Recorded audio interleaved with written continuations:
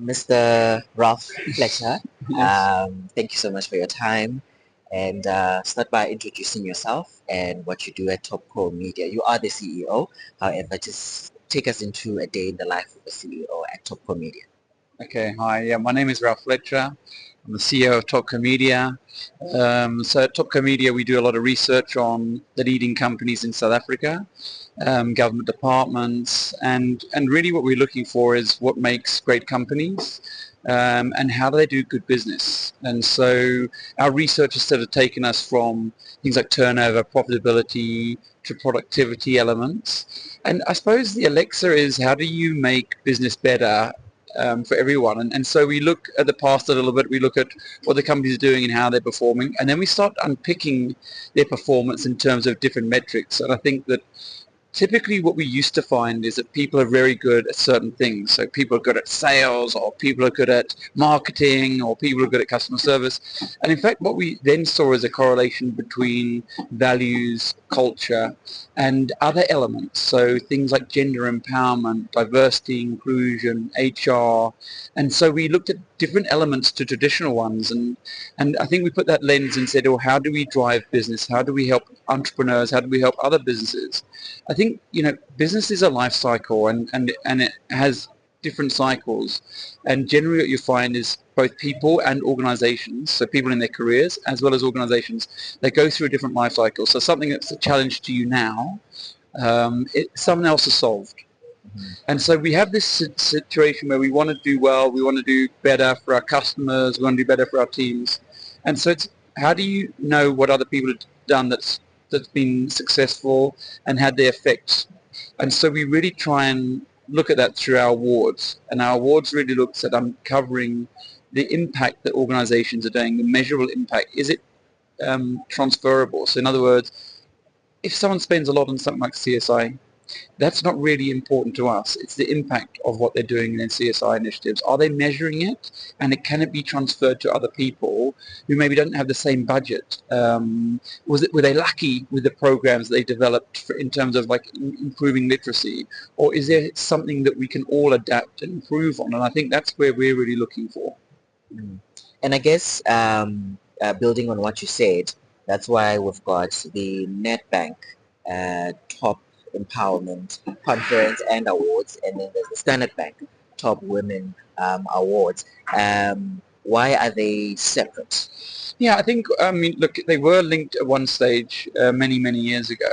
And I think that what happened is you had a bit of a, yeah, so everything was under empowerment really, women empowerment and black empowerment. And I think what happened then is that the laws changed a little bit in terms of the BE regulations. And then we saw that there was a growing opportunity to have these communities that were focused. One was on women and one was on participation of black executives and black entrepreneurs. Mm. So, I suppose this is really the growth of those two different things.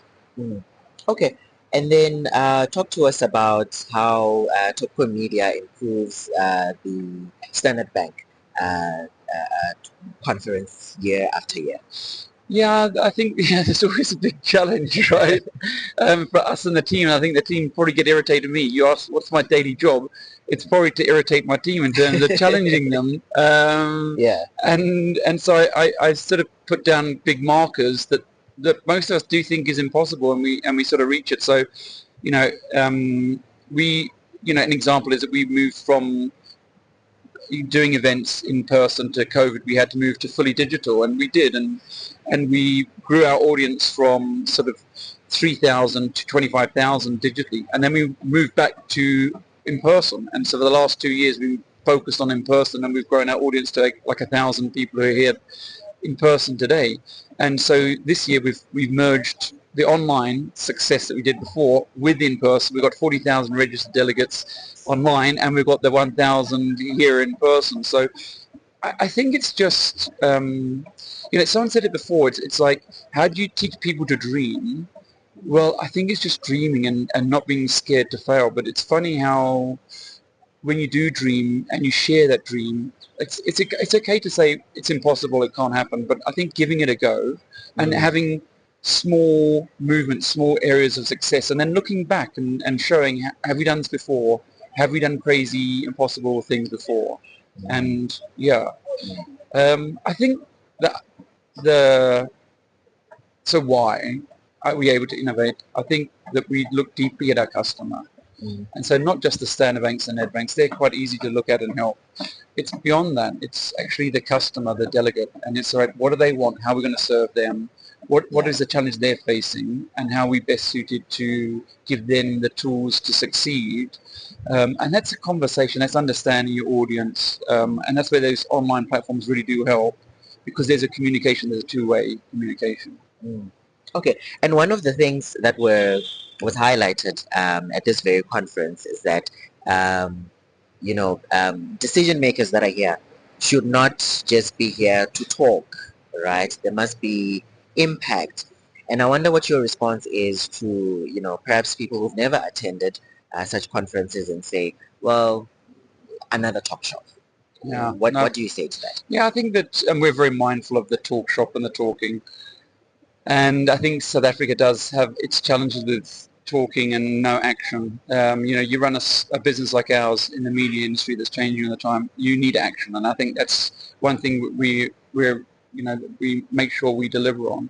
Being an entrepreneur does help as well, because I understand how the market looks at things as well. And often when like a minister might speak, or I'll encourage them to give us, what can we do as business? How can we help? Not just what are the challenges or what needs to happen.